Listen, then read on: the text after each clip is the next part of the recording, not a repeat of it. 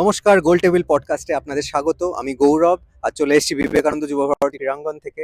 Mini ডার্বির প্রাক্কালে আমি আর দেবজয়দা আজ প্রেস কনফারেন্স মোহনবাগান এবং মোহামেডান দুটো ক্লাবেরই ছিল। সেই প্রেস কনফারেন্সের কিছু কিছু ইম্পর্টেন্ট কথা নিয়ে আজ আপনাদের আপডেট দেবো। প্রথমেই চলে আসবো আমরা মোহামেডানের প্রেস কনফারেন্স। আমরা জানি যে মোহামেডান ক্লাব একটা প্রচণ্ড কেওটিক পরিস্থিতির মধ্যে দিয়ে যাচ্ছে। ক্লাবের মধ্যে অভ্যন্তরীণ টার্মোয়েল চলছে, শুধুমাত্র ফুটবল নয়, ফুটবলের বাইরের নানা বিষয় নিয়ে। প্লেয়াররা স্যালারি পাচ্ছেন না। ফ্লোরেন্ট অগিয়ের, ওদের ক্যাপ্টেন, অলরেডি তিনি স্টেটমেন্ট দিয়েছিলেন স্যালারি না পাওয়া নিয়ে। আমরা জানি মোহামেডানের হেড কোচ তিনি ছুটিতে গেছেন না তিনি পার্মানেন্টলি চলে গেছেন, সেই নিয়ে একটা ধোঁয়াশা তৈরি হয়েছে। কিন্তু তিনি নিজেও এই নিয়ে একটা স্টেটমেন্ট দিয়েছেন সোশ্যাল মিডিয়াতে, যেখানে তিনি বলেছেন যে তার পক্ষে ক্লাবের যা যা ডেকোরাম ছিল সেটা মেনটেন করা এই মুহূর্তে সম্ভব হচ্ছে না, কারণ স্যালারি পেমেন্ট হয়নি।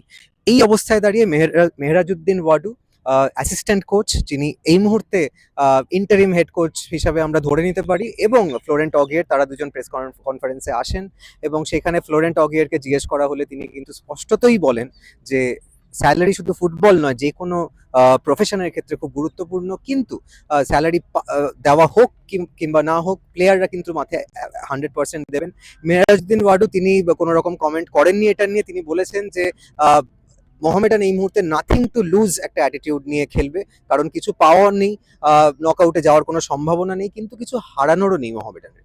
এই যে মানসিকতা, সেটা কিন্তু মোহনবাগানের জন্য বিপজ্জনক হতে পারে, কারণ মোহামেডান কোচ বলেছেন তারা শুরু থেকে অ্যাটাকিং ফুটবল খেলবেন, গোল করার কথা ভাববেন। তার উল্টো দিকে মোহনবাগানের প্রেস কনফারেন্সে আসেন হোসে মলিনা এবং বিশাল কায়েত।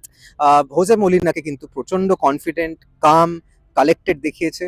উনি খুব শান্তভাবে গোটা প্রেস কনফারেন্সটা করেন, যেখানে উনি বলেন যে তিনি যে ফুটবল খেলছেন সেই ফুটবলই কন্টিনিউড হবে। নতুন কোনো রকমের এক্সপেরিমেন্টের কথা উনি ভাবছেন না। আর 6টা ম্যাচ বাকি, ম্যাচ বাই ম্যাচ উনি যাবেন এবং ব্যালেন্স টিম হিসাবেই খেলবেন। আমরা কোনো রকম ফ্ল্যাশি ওপিনিয়ন ওনার থেকে পাইনি। ওনাকে বারবার জিজ্ঞেস করা হয় যে এটাকে সত্যি ডার্বি হিসাবে কি দেখা উচিত, কারণ ফার্স্ট বয় এবং লাস্ট বয়ের লড়াই। কিন্তু সেখানে উনি আবারও বলেন যে ডার্বি, সেটা ফার্স্ট ডার্বিতে যখন ফার্স্ট লেগের খেলা হচ্ছিল তখন মোহামেডানকে ফেভারিট ধরা হয়েছিল জাস্ট কয়েক মাস আগে, সুতরাং এই ম্যাচের গুরুত্ব ডার্বি হিসাবেই তার কাছে থাকবে।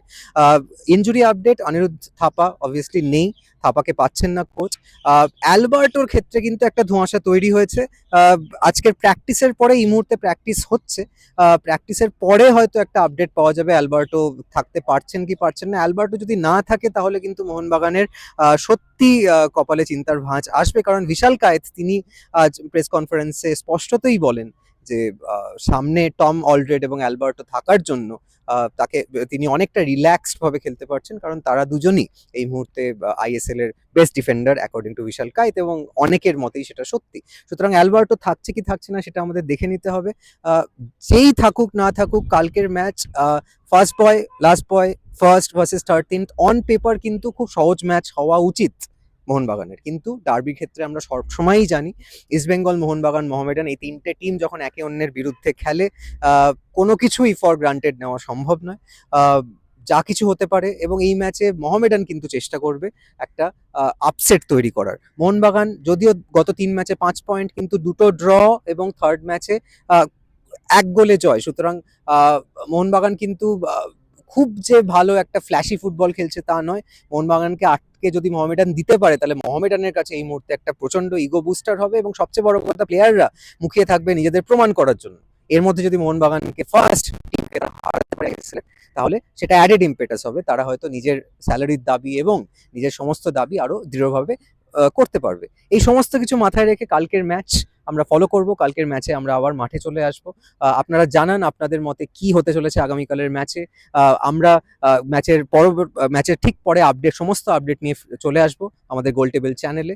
আমাদের সমস্ত ভিডিও আপনারা লাইক, কমেন্ট, শেয়ার সবকিছু করুন। আমাদের চ্যানেলে আপনারা সাবস্ক্রাইব করুন, এবং সমস্ত সোশ্যাল মিডিয়া হ্যান্ডেল ডেসক্রিপশন বক্সে দেওয়া থাকবে, সেগুলো গিয়ে ফলো করুন, এবং আমাদের পরবর্তী আপডেট নিয়ে ফিরে আসা পর্যন্ত আমাদের সঙ্গে থাকুন।